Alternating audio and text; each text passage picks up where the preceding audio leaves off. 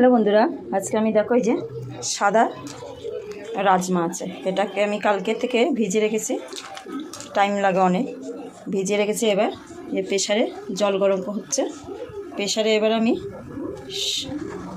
এই রাজমাগুলো দিয়ে দেবো। এবার আমি এর মধ্যে দিয়ে দেবো প্রথম পরিমাণ মতন হলুদ গুঁড়ো, মতন নুন, এরপর দেবো আমি জিরে গুঁড়ো,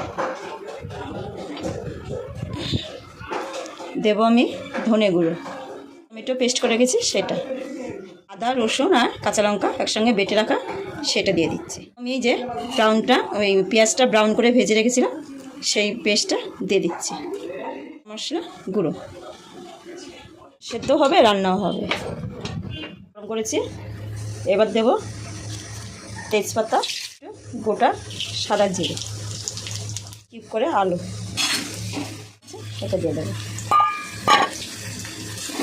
এবার লাল লাল করে ভাজবো সব পেঁয়াজ আর আলুটা, লাল লাল করে যে ভাজা হয়ে গেছে আলুটা। এবার দেবো আমি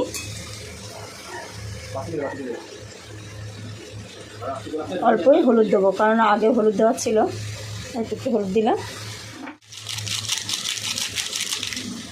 চানা মশলা দেবো, একটু কাসুরি মেথি,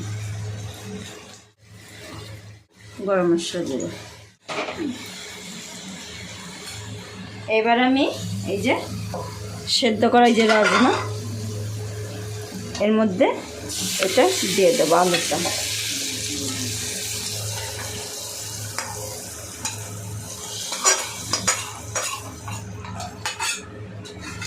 ভালো করে মিশিয়ে নেব।